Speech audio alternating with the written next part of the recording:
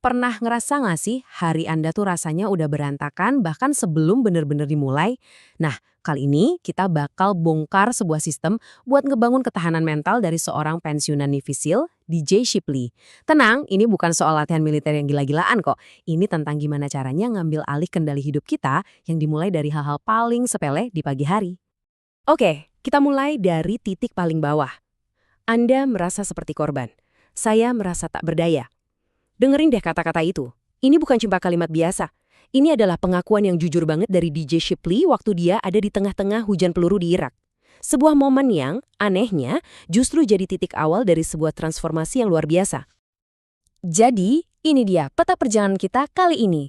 Kita bakal mulai dari momen kekacauan total tadi, terus kita lanjut ngebangun kembali kendali, nyusun yang namanya kemenangan-kemenangan kecil di pagi hari, belajar cara matiin mode kerja pas malam, dan yang paling penting, kita bakal paham tujuan utamanya, yaitu jadi pribadi yang benar-benar dibutuhin sama orang-orang di sekitar kita. Oke, bagian pertama ini adalah fondasinya. Penting banget. Buat benar-benar ngerti filosofi ketahanannya, kita harus balik dulu ke momen di mana DJ Shipley ngerasa kehilangan kendali 100%. Coba deh bayangin situasinya. Anda kejebak di belakang ban traktor doang, suara senapan mesin ada di mana-mana, dan Anda lihat teman-teman seperjuangan Anda jatuh satu persatu. Perasaan tak berdaya inilah yang disebut DJ, merasa seperti korban. Di titik terendah itulah sebuah kesadaran muncul. Mendingan mati berjuang daripada hidup jadi satu-satunya yang selamat tapi penuh penyesalan. Nah dari situlah semuanya berubah. Dari titik terendah itu, lahirlah sebuah filosofi inti, mengendalikan yang bisa dikendalikan. Ini adalah pergeseran besar-besaran, dari yang tadinya reaktif jadi proaktif, dari merasa jadi korban menjadi operator dalam hidup kita sendiri. Gini deh, intinya tuh simple, tapi nampol banget.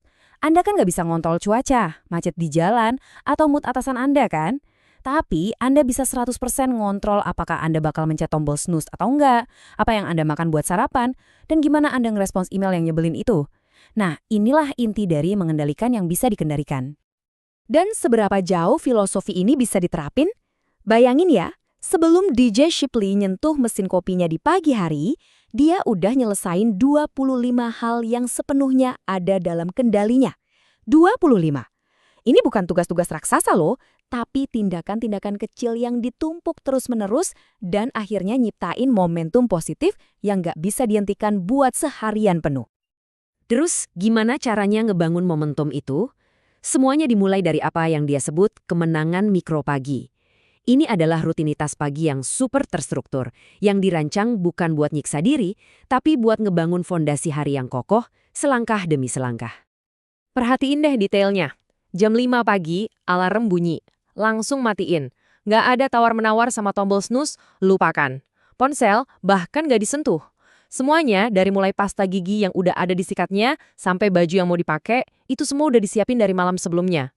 Setiap langkah kecil ini ngilangin satu keputusan, satu potensi stres, satu celah buat kekacauan masuk. Dan inilah tujuan utamanya. Ini bukan tentang jadi robot, ini tentang merebut kendali penuh atas 12 menit pertama di hari Anda. Jadi, pas Anda ketemu dunia, entah itu keluarga atau rekan kerja, Anda hadir sebagai versi terbaik dari diri Anda. Tenang, terkendali, dan siap. Bukan yang panik dan reaktif. Ternyata, pagi yang sukses itu dimulainya dari malam sebelumnya. Nah, disinilah kita masuk ke bagian penenangan malam hari. Ini adalah sebuah teknik yang kuat banget buat misahin dunia kerja dan dunia rumah secara tegas. Ini idenya keren banget. Hidup itu bukan kayak saklar on-off, tapi lebih kayak tombol putar atau dial. Banyak dari kita kan nyoba matiin mode kerja, terus langsung nyalain mode rumah, dan itu sering banget gagal. DJ ngusulin pendekatan yang beda. Pas Anda lagi kerja, putar tombol fokusnya ke 100%. Begitu di rumah, putar penuh ke arah sebaliknya. Biar kebayang ya, prakteknya kayak gini. Dari jam 10 pagi sampai jam 6 sore, tombolnya di-setel 100% buat kerja. Pikiran soal tagihan atau rencana weekend, semua disingkirin dulu. Terus, begitu jam 6 sore, tombolnya diputer. HP langsung masuk mode jangan ganggu. Dan fokusnya 100% buat keluarga. Ini ngejamin dia hadir penuh, dimanapun dia berada. Dan kutipan ini, wah, benar-benar bikin kita mikir. Anda hanya akan memiliki 3 jam untuk menjadi orang yang mereka butuhkan. 3 jam, waktu yang singkat banget dan berharga. Inilah kenapa transisi dari dunia kerja ke rumah itu bukan cuma penting, tapi krusial. Dan transisi ini adalah sebuah ritual yang disengaja selama 12 menit perjalanan pulang. Begitu mobil parkir, dia cek HP buat terakhir kali, terus langsung aktifin mode jangan ganggu. Musik yang nenangin diputar, dan dia mulai latihan mental gimana dia bakal masuk rumah nanti. Gimana dia bakal nyapa istrinya, gimana rasanya meluk putrinya. Dia secara aktif ganti baju dari operator jadi ayah dan suami. Jadi, semua ini, rutinitas pagi yang ketat, misahin kerjaan sama urusan rumah, ritual transisi, semuanya itu muaranya cuma ke satu tujuan akhir, menjadi orang yang mereka butuhkan. Terus, kenapa sih ini semua penting? Tujuannya bukan buat bikin Anda jadi nefisil, bukan. Tujuannya adalah pakai prinsip-prinsip ini buat memaksimalkan waktu terbatas yang Anda punya bareng orang yang Anda sayang. Ini tentang ninggalin stres kerjaan di kantor dan ngebawa pulang versi terbaik dari diri Anda. Ini tentang bertanggung jawab atas energi yang Anda bawa masuk ke dalam rumah Anda.